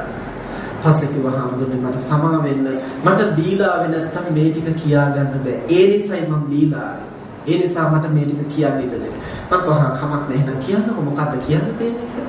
හාමුදුරනේ මාව ගොඩ ගන්න මේක. මට මේකෙන් නැගිට ගන්න බෑ. මට මේකෙන් ගොඩ එන්න බෑ. මට ගොඩ එන්න ඕනකම තියෙනවා. නමුත් මට ඒකට හයිය නැහැ. මට උදව් කරන්න. පස්සේ මම කිව්වා අනිත් මිනිස්සු බීමත්කමින් වළක්වා ගැනීමේ ආශ්චර්යයක් ප්‍රාතිහාර්යයක් මා ළඟ නැහැ. හැබැයි Tamanට නැගිටින්න ඕනේ කියලා හිතෙනවනම් මම අත දෙන්නම්. නැගිටිනවද නැද්ද කියන එක තමන්ගේ වැඩක්. මට උදව් කරන්න පුළුවන්. මේ නැගිටින්න බෑ. ඒක තමන්ගේ වැඩක්.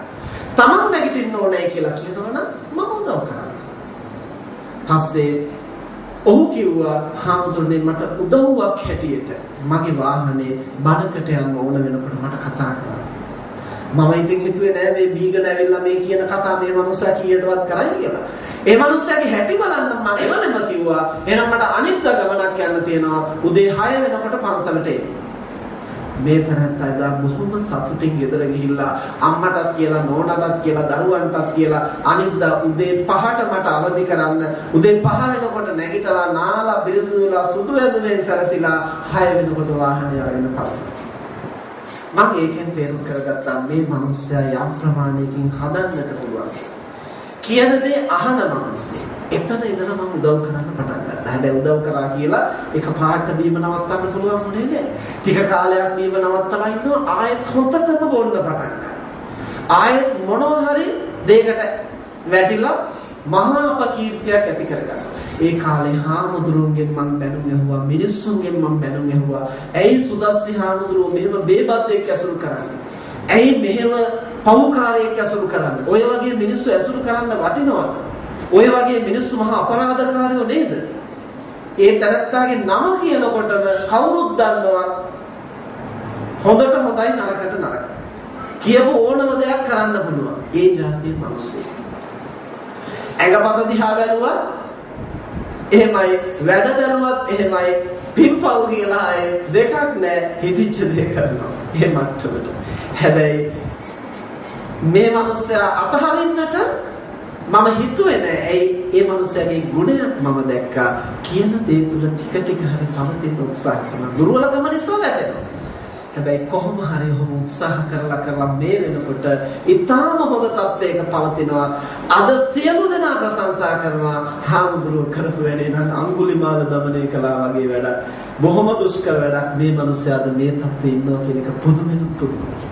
අපිට මිනිස්සුන්ට උදව් කරන්න පුළුවන්.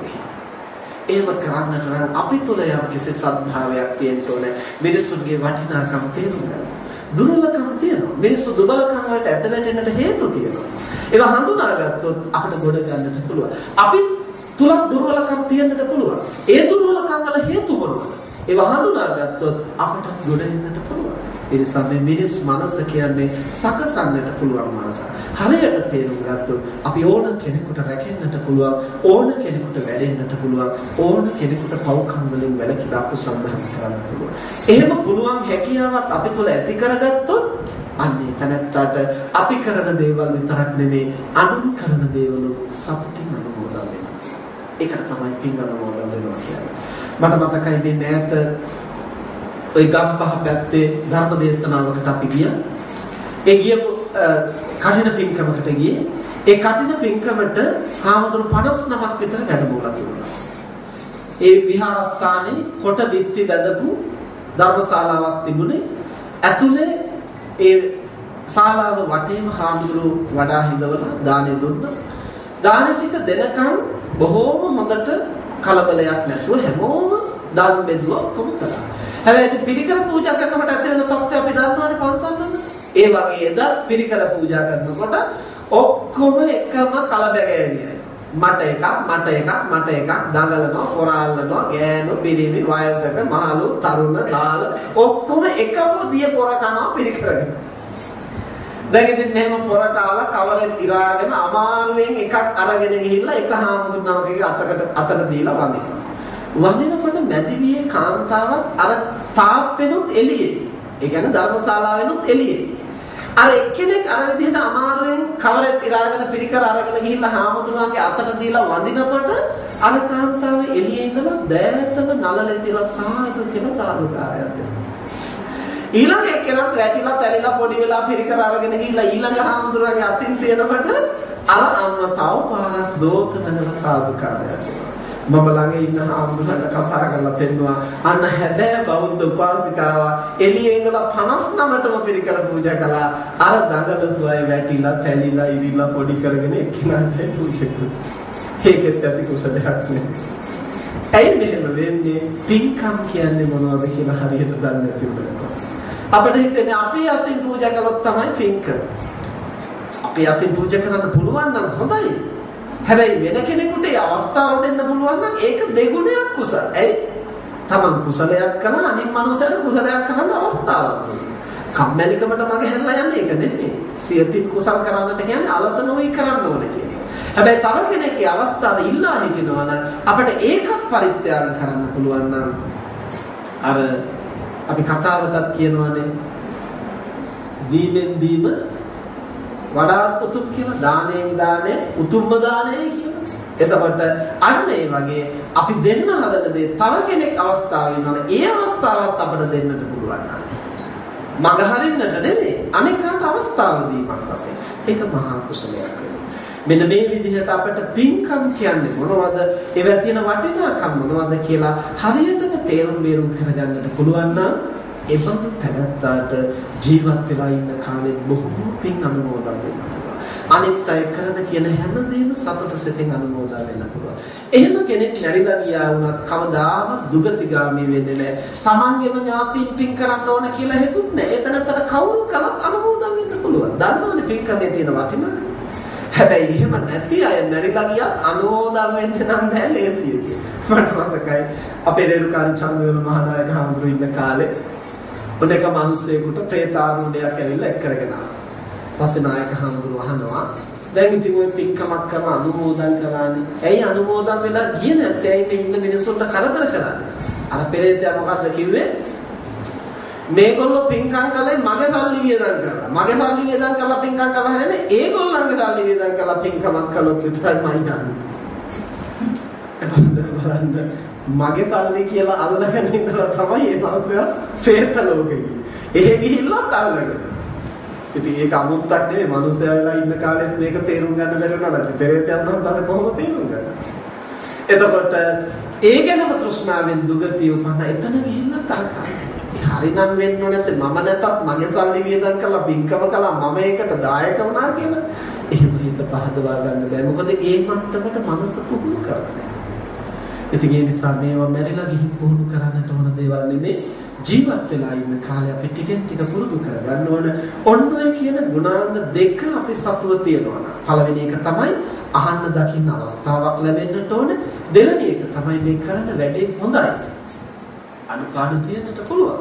ඒ කොච්චර අනුපාඩුකම් තිබුණා වුණත් මේකේ වටිනාකමක් තියෙනවා. මේකේ හොඳක් තියෙනවා. මේකේ යහපතක් තියෙනවා කියලා සතුටු වෙන්නට පුළුවන් නම් අන්න ඒකට කියනවා පින් අනුමෝදන් වෙනවයි කියන්නේ. ඒ නිසා මේ කරන පින්කම් ඉතිහානන් වහන්සේ අනුමෝදන් වෙන්නට පුළුවන් තැනක ඉන්නවා නම් සතුටින් අනුමෝදන් වෙනවා. මනුෂ්‍ය ලෝකයක වගේ ඉපදිලා හිටියත් ඒක අපත යන්නේ නැහැ. අපේ පියාණන්ට මේ පින් ලැබේවා, එතුමන්ගේ ජීවිතය සුවපත් වේවා කියලා ආශිර්වාද කළාම ඒකාන්තේ යහපතක් සිද්ධ වෙනවා.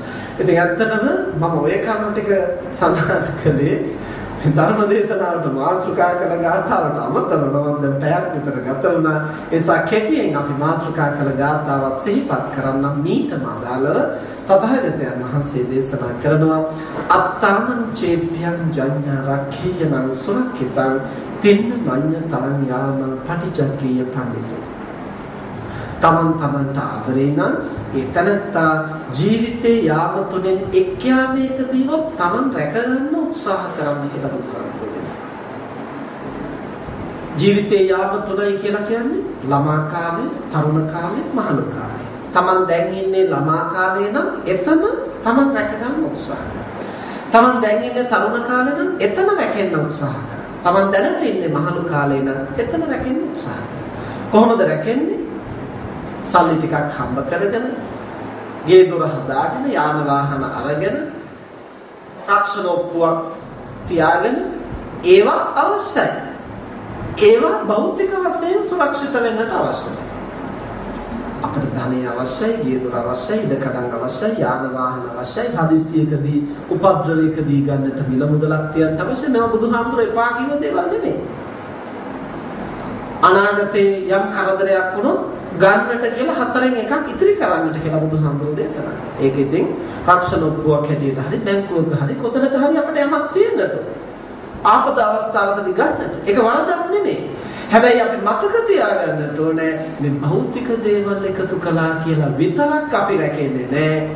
යම් කර්ම වේගයක් මතුවුනොත් ඇතුළතින් අපි නැසෙන්නට පුළුවන්.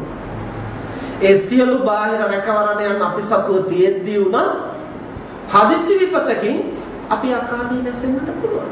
දැන් මේ වගේ සල්ලි මිල මුදල් නැති අයද සුනාමියෙන් ගහගෙන ගියේ. එහෙම නැති අයද භූමිකම්ප ඇති වෙලා නාය ගිහිල්ලා ගම් වතුර ගිහිල්ලා උන් හිටිතන් නැති වෙලා හිටපු තැනක්වත් හොයන්න බැරුව විනාශ වෙලා යන්නේ. සල්ලි නැති අය නෙමෙයි. අවශේෂ සම්පත් නැති අය නෙමෙයි. ඥාතීන් නැති අය නෙමෙයි. එහෙනම් අපිට වැටහෙන්නට ඕනේ භෞතික සම්පත් තිබුණා කියලා විතරක් අපි රැකෙන්නේ නැහැ. ඒකට තවත් හේතුවක් තියෙනවා. ඒ කුමක්ද?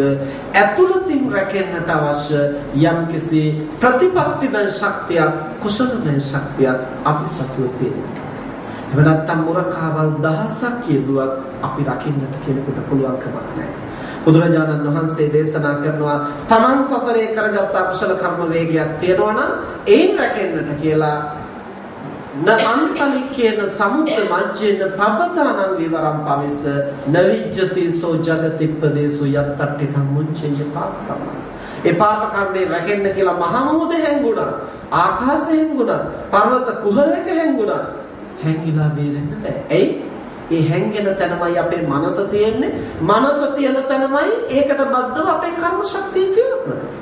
සක්කොතන හිටියත් කර්මය තමයි. එහෙනම් අපි භෞතික වශයෙන් රැකෙන්නට මං තනා ගන්නට ඕනේ. හැබැයි ඇතුළතින් රැකෙන්නට මං තනා ගන්න. අපිට මතකයි මේ මෑතක අපිට සිද්ධියක් අහන්නට ලැබුණා.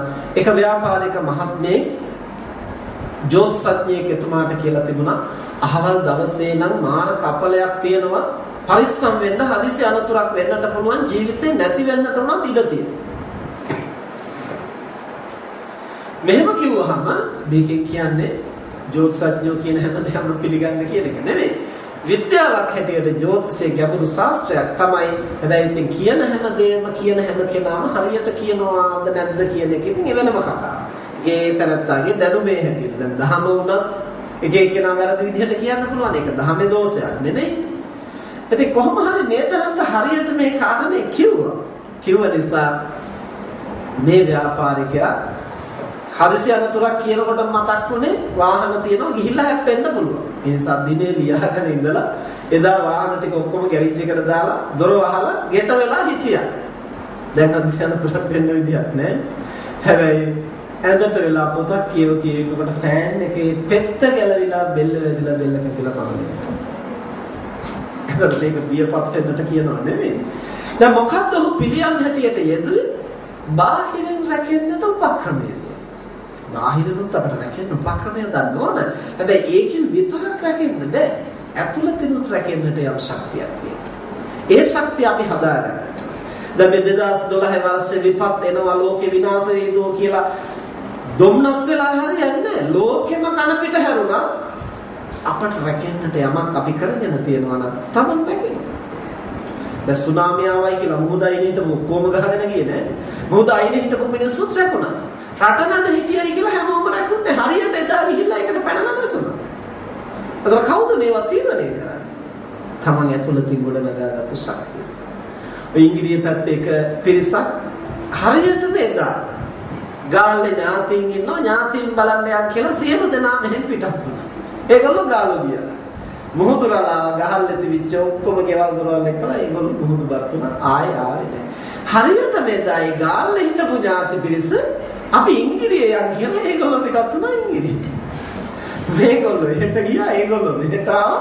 ඉංග්‍රීසි හිටපු කට්ටිය ගාල්ලේ ගෙවල් දොරවල් එක්කලා මුහුදු බත් වුණා. ඒගොල්ලෝ ආයේ ආවේ නැහැ. අරගොල්ලෝ ඉංග්‍රීසියට එනකොට ඒගොල්ලන්ට ජීවිතේත් රැකිලා ගෙවල් දොරවල් වතු පිටි කවුරුවත් නැහැ. ඒගොල්ලෝ තුන පදිංචි වුණා. හරි මාස්චර්යයි ලෝකයේ ස්වභාවය කර්ම ශක්තිය.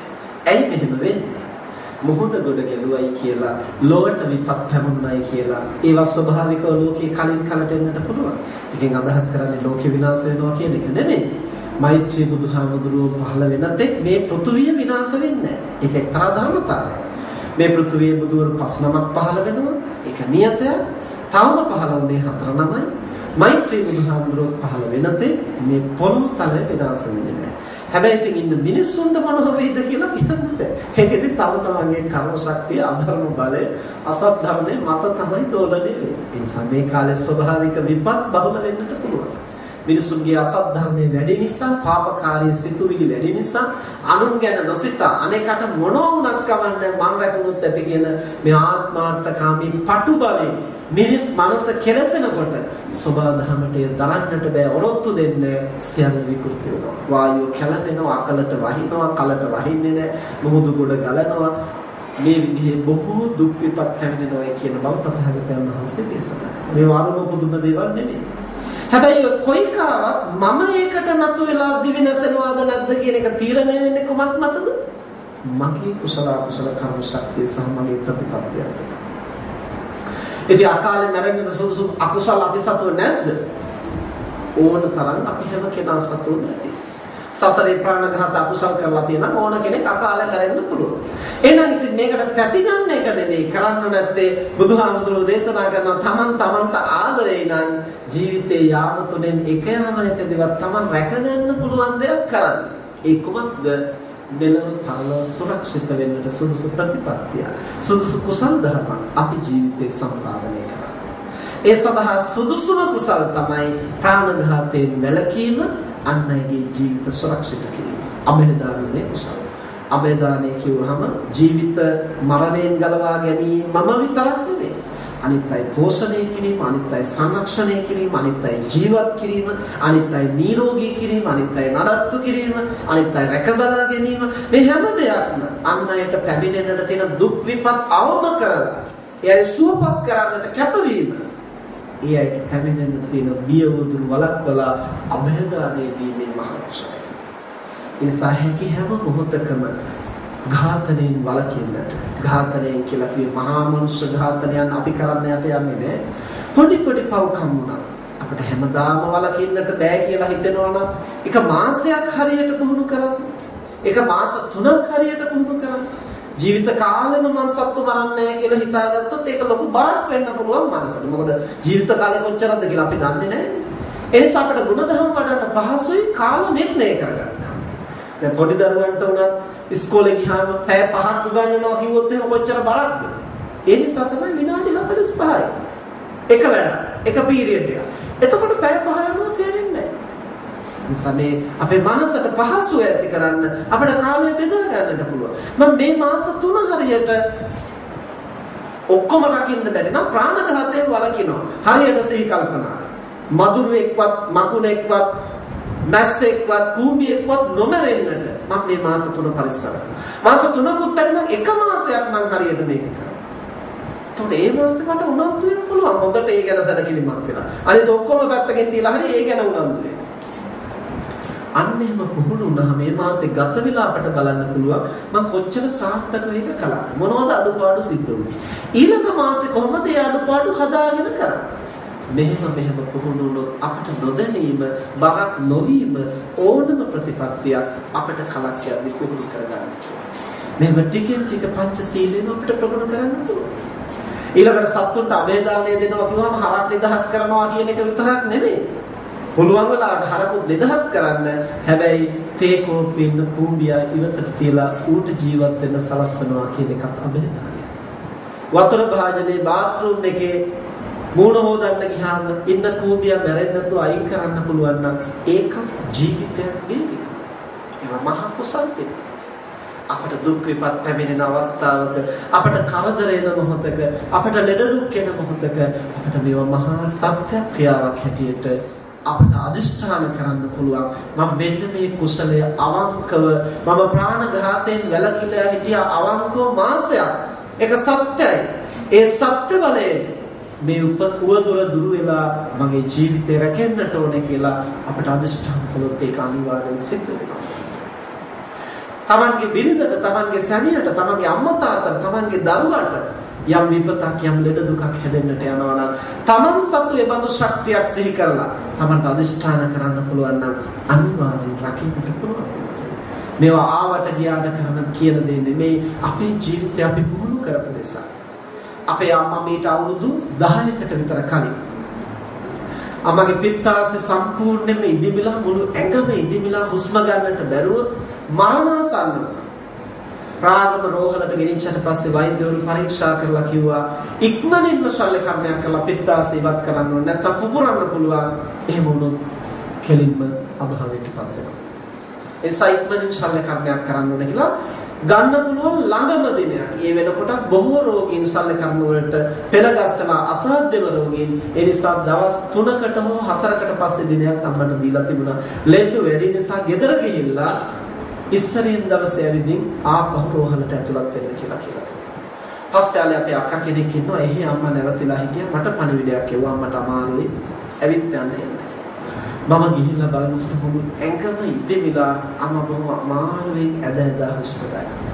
ඒක දකින්නකොට මට ලොකු කම්පනයක් ඇති වුණා. අම්මා තව දවස් 2කට 3කට වැඩි ජීවත් වෙන එකක් නෑ. පස්සේ මම එතන ඉඳන් අම්මට කරුණු කිව්වා අම්මේ මැරෙන මොහොතක මෙන්න මෙහෙමයි හිත හදාගන්න. අපි ඕන මොහොතක මේව අතහැරලා යන්න පුරුදු වෙන්න. මම නිතරම අම්මට කියන දේ තමයි අම්මේ මැරෙන මොහොතක දේවල් අල්ලගෙන ඉන්නට එපා. සැහැල්ලුවෙන් මේ යන්න. අපි කොච්චර දේවල් අල්ලගෙන හිටියත් අපි මැරෙනවනේ. අපිට ඒක නවත්තන්න බෑනේ. ඒ නිසා ඒක පටලවිල්ලක් ඇති කරගන්න ඕන. සැහැල්ලු මනසෙන් මරණයටපත් වෙන්න පුළුවන් නම් අපිට හොඳ තැනක උපදින්න පුළුවන්. ඒ නිසා ඒකට හිත හදාගන්න. අම්මා ගොඩක් කුසල් කරලා තියෙනවා. අපිව මේ ශාසනයට පූජා කරලා තියෙනවා. මෙහෙම අම්මා මම නැවත කරුණු කිව්වා මැරෙන තැනටම හිත හදාගන්න. පැයක් විතර ওই විදිහට මම බණ කියලා එන්න ලැහැත් වෙලා මට කල්පනා වුණා පිරිත් සූත්‍රයක් කියන්නට ඕනේ. අපේ ජීවිතේ අපි අවංකව පුහුණු කරපු යම් ගුණයක් එතනදී මම සිහි කරලා මෙන්න මේ සත්කාරය මෙන්න මේ සත්භාවය මගේ මනසේ අවංකව මම පුහුණු කරලා තියෙනවා. ඒක මා තුළ තියෙනවා. ඒ සත්‍ය බලය මේ මවට සුවයක් ලැබෙන්න ඕනේ කියන අදිෂ්ඨානයත් එක්කලා මම පිරිත් සූත්‍රයක් කියලා පන්සල් ආවා. පහවදා ලොකු හාමුදුරුවොත් එක්කලා යනකොට අර ඉදුම්මස් බොහෝ දුරට බැහැලා අම්මට සෑහෙන පහසුවක් ඇති. අම්මා කිව්වා හාමුදුරුවෝ එදා පිරිත් කියලා ගියාට පස්සේ හිසේ තිබ්බ බරක් නිමිත් තිබ්බ වගේ ලොකු පහසුවක් ඇති. පස්සේ ලොකු හාමුදුරුවෝ මා එකතු වෙලා ආයත් පිරිත් සූත්‍රයක් කිව්වා.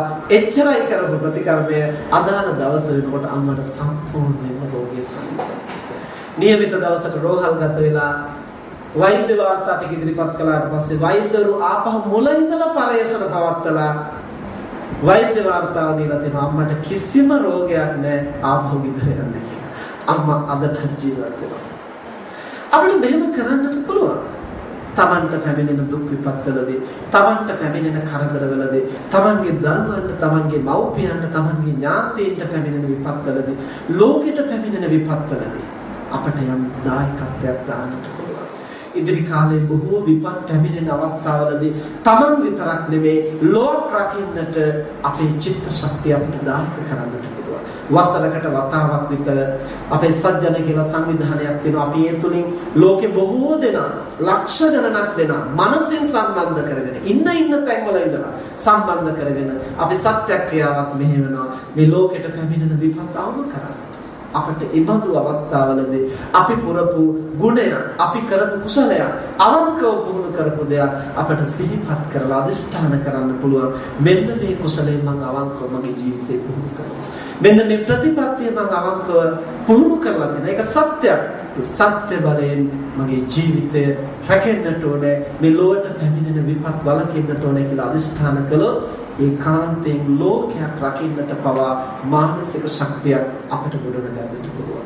ඒ නිසා බුදුරජාණන් වහන්සේ දේශනා කරනවා තමන්ට ආදරේ නම් තමන්ගේ ජීවිතය සුරක්ෂිත කරගන්නට යමක් පුහුණු කරන්න. මෙලව රැකගන්නට, පරලොව රැකගන්නට, සසර ගමන රැකගන්නට. භෞතික වශයෙන් ධන සම්පත් උපයාගෙන යම්කිසි වත්පොහොසත්කමක් ඇති කර ගැනීමත් අපට අත්‍යවශ්‍යයි. හැබැයි ඒ වගේම අපට අවශ්‍යයි අර විදිහට ඇතුළතින් රැකෙන්නට අවශ්‍ය ශක්තිය ගොඩනගාගෙන. එහෙම පුහුණු කරගත්තොත් මරණය කියන එක අපට ඉතාම සරල දෙයක්. මරණය කියන එකට 아무තෙන් තැතිගත යුතු දෙයක් නෙමෙයි. ඊළඟ භවය පවා අපට මේ විදිහෙන් හදාගන්නට. අපි කල්ලාතුවම තීරණය කරගන්නට ඕනේ මේ ජීවිතේ රහත් වෙන්නට බැරි වුණොත් තව ඒකාත්මික හරි අපි උපදිනවනේ. බෑ කිව්වත් උපදිනවනේ. රහත් උනේ නැත්තම් එහෙනම් ඉතින් බෑ කියලා තේරුමක් නැහැ. ඒ උපදින තැන යහපත් තැනක් කරගන්නට උත්සාහ කරන්න. ඒක කරගන්න නම් අපි කල්ලාතුවම හිතලා තියන්නට ඕනේ හදිස්සියෙන් මරුණොත් මං කොහෙද උපදින්නේ? දිව්‍ය ලෝකෙද, මනුෂ්‍ය ලෝකෙද? දිව්‍ය ලෝකෙත් ඉතින් හොඳයි. හැබැයි ඉතින් සැප විඳලා ආපහු එන්නට කරගත්තු කුසල් ටික මුක්ති විඳලා ආපහු මෙහෙන්නට වෙනවා. හරියට සල්ලි හම්බ කරගෙන ට්‍රිප් එකක් ගියා. කාලා දීලා සතුට වෙලා ආයෙත් එනකොට ඔක්කොම ඉවරයි. ආයෙ මොලේ ඉඳන් හම්බ කරගන්න. ඒ වගේ දෙයක් තමයි දෙව්ලෝ යනවා. ඕනනම් ගිහින් එන්න පුළුවන්. හැබැයි මනුස්ස ලෝකේ එහෙම නෙවෙයි. ටිකක් දුක්ඛම් කටළු තිබුණා වුණත් කුසල් දහම් වඩන්න මනස ශක්තිමත් කරන්න නිවන් දකින්න ගුණ වඩන්නට නම් සුදුසුම තැන මනුස්ස ලෝකේ. හැබැයි ඉතින් බලහත්කාරයෙන් Tamanට මෙහෙම ප්‍රාර්ථනා කරන්න කියන්න බෑ. Taman කැමති තැනක. දෙව්ලෝ පතනවා නම් සම්‍යක් දෘෂ්ටික ධර්මචාරී දිව්‍ය ආත්ම භාවයක් ලබන. මනුෂ්‍ය ලෝකේ උපදිනවා නම් සත්පුරුෂ මෞපිය ඇතුව, කල්යාණ මිත්‍රය ඇතුව, නිරෝගී කයක් ඇතුව, ගුණයට නැමෙන මනසක් ඇතුව උපදින්නට අදිෂ්ඨාන කරනවා. ඒ මොකද අම්මා තාත්තා සත්පුරුෂයෝ නෝන දරුවෝ යහමගේයි කියලා හිතන්නට බෑ. ඒ නිසා සත්පුරුෂ මෞපිය ලැබෙනවා. අම්මා තාත්තා සත්පුරුෂයෝ නම් පාප මිත්‍ර ඇසුරකට වැටුනොත් යහපතක් වෙන්නේ නැහැ. ඒ නිසා කල්යාණ මිත්‍ර ඇසුරට ලැබෙනවා. ඔය දෙකම තිබුණත් උපන්න දවසේ ඉඳලා ලෙඩ දුක් වලින් බහුල නම් නිතර ලෙඩ ඇදේ නම් අපිට ගුණ දහම් වඩන්න බෑ. ඒ නිසා නිරෝගී කයක් අවශ්‍යයි. ඔය ඔක්කොම තිබුණත් අපේ මනස ගුණයට නැමෙන්නේ නැත්තම් මොකවත් කරලා වැඩක් නැහැ. ඒ නිසා ගුණ දහමට නැමෙන මනසක් ඇතුව උපදින්න. ඒ නිසා අනුතරමින් මේ කරුණු හතර මොකද්ද? සත්පුරුෂ මෞපිය, කල්යාණ මිත්‍ර, නිරෝගී කයක් සහ ගුණයට නැමෙන මනසක් ඇතුව මනෝපදින්න. ඔය විදිහෙන් අදිෂ්ඨාන කරගෙන දැන් මේ අදිෂ්ඨානේ නිකම්ම සිද්ධ වෙන්නේ මේ අදිෂ්ඨානේ සඵල වෙන්නට නම් සුදුසු කුසලයක්. මගේ ජීවිතේ මම ශක්තිමත් සතුටින් කරපු කුසලයක් මොකද්ද තියෙන්නේ? මේ දැන් කළා වගේ සන්තෝෂෙන් සිහි කරන්න පුළුවන් පින්කම. ඒක මහා සල්ලි වියදම් කරලා කරපු පින්කමක් වෙන්න ඕනේ. මාල් ටිකක් පූජා කරපු එක හරි කමක් නෑ, සතුටින් සිහි කරන්න පුළුවන්. සතෙකුගේ ජීවිතයක් රැකපු එකක්, දානයක් දීපු එකක් මොකක් වුණත් කමක් නෑ. සන්තෝෂෙන් සිහි කරන්න පුළුවන් නම් මේ දැන් කළා වගේ හොඳට නුවණින් සතුටින් කිසිම පළුද්දක් නැතුව තෘප්තිමත් කරපු එක. එහෙම සිහි කරගෙන මම මෙන්න මේ කුසලයයි මරණ මොහොතේ සිහි කරන්නේ අනිවාර්යෙන් මම මෙන්න මෙතනයි ඉපදෙන්නේ. මේ ජීවිතේ රහත් වෙන්නට බැරි වුණොත් රහත් වුණොත් ඉතින් ප්‍රශ්නයක් නෑ. ඊළඟට ආයෙ උපදින්නේ නෑ. අරහත්ත්වයටපත් වෙන්න බැරි වුණොත් තව එක භවයක හරි උපදිනවනේ. ඒක අගාධයකට ඇද වැටෙන්නේ නැති වෙන්න සුදුසු තැනක ඉපදුනොත් තමයි අපිට ඉදිරියට ගුණධම් වලලා ඉක්මනින් සසර නිමා කරන්න පුළුවන්. මේක මේ භව සම්පත් පතන්නට කියා දෙනව නෙමෙයි. අපි කොහොමත් උපදිනවා නම් ඒ උපදින තැන දුර්වල කරගන්නේ නැතුව ශක්තිමත් තැනක් කරගත්තොත් තමයි අපිට ගුණධර්ම වලලා ඉක්මනින් මේ සසර ගමන නිමා කරගන්නේ. ඉතින් මරණ මොහොතේ මං කොහෙද උපදින්නේ මොකද්ද සිහි කරන්නේ කියලා ඒ වෙලාවේ ඔවා සිහි කරන්න බෑ. ඒ වෙලාවේ ඉතින් කලබලයට තැති ගැම්මට සිහි වෙච්ච එකක් තමයි ඉතින්. මොකක් හරි අපේ මනස කෙලසෙන දෙයක්, පසුතැවෙන දෙයක් සිහි වුණොත් ඉතින් ඒ දුබල මනසෙන් ගිහිල්ලා කොහේ හරි කුණු ගොඩකට තමයි වැටෙන්නේ. එහෙම නොවෙන්නට නම් කල්ැතුව මේක මේ බාල තරුණ මහලු කියලා නෑ, අපි හැමෝම තීරණය කරලා තියෙනවා. මමත් හිතලා තියෙන්නේ දැනටම හදිසියෙ මරුණොත් ඒ අපේ මරණය කියන එක කොයි වෙලාවෙද කියන්න බෑ. එහෙම තමන්ගේ කරපු කුසලයක් තමන්ට සිහි කරගන්න අමාරු නම් හොඳ පින්කමක් සැලසුම් කරලා කරන්නට. හැබැයි අරව මේවා ගොඩක් කරලා තියෙනවනේ කියලා ඔක්කොම බදාගෙන නම් ඉන්නට එපා. මොකක් හරි එකක් තෝරගන්න. එයි ඔක්කොම සිහි කරන්න බෑනේ අන්තිම මොහොතේ. එකයි මොකක් හරි. එසා වඩාම සුදුසු එකක් තීරණය කරගෙන හරියට අදිෂ්ඨාන කරගන්න මෙන්න මේ කුසලයයි මම සිහි කරන්නේ අහවල් තමයි.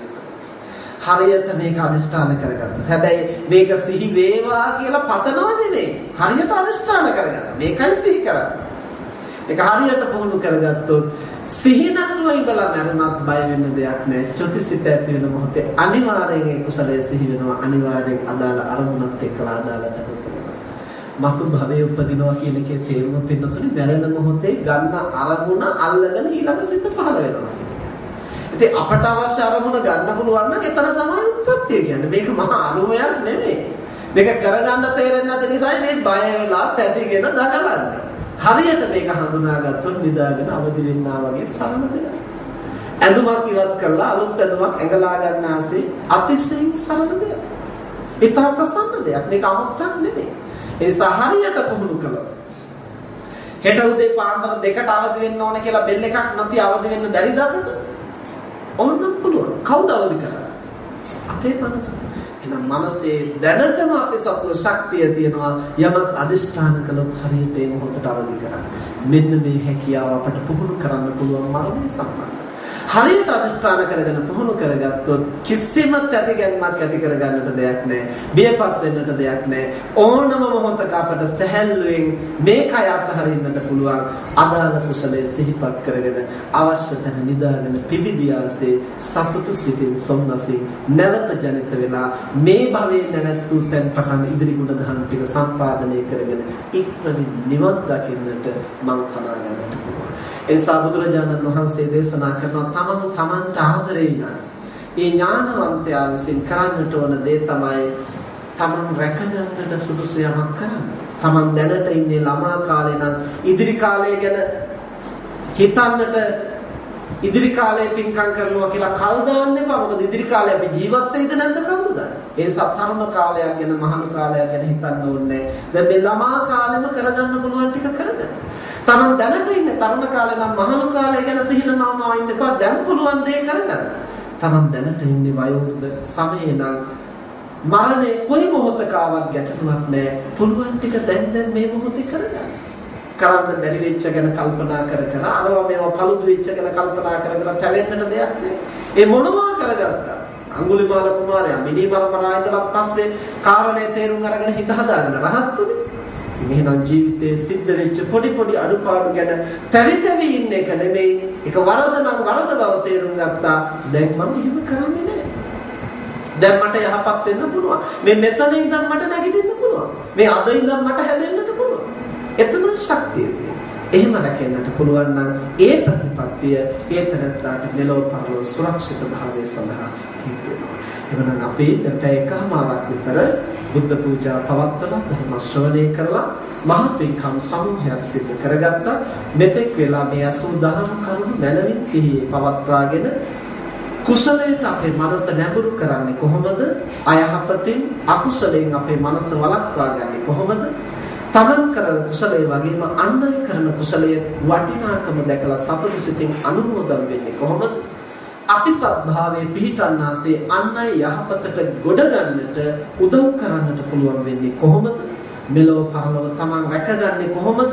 මතු භවය සකසා ගන්නට හෙවත් අගතියට දුගතියට වැටෙන්නේ නැතිව ඊළඟ ආත්ම භාවය සුවපත් කරගෙන සුවසේ ගුණ නුවණ වඩලා මේ භවයේ හෝ මතු භවයක හෝ නිවන් දකින්නට මං තනාගන්නේ කොහොමද කියලා නිවැරදිව හඳුනාගෙන සුවසේ කුසල් දහම් සම්පාදනය කරන්නට අන් බොහෝ දෙනා කරන කුසල් දහම් සතුටින් අනුමෝදන් වෙන්නට තමන්ගේ ධර්මානුධර්ම ප්‍රතිපත්තිය මනමින් සම්පාදනය කරන්නට හැම දිනාටම ශක්තිය ලැබේවා ප්‍රඥාව අවදි වේවා කියලා අපි ආශිර්වාද කරනවා.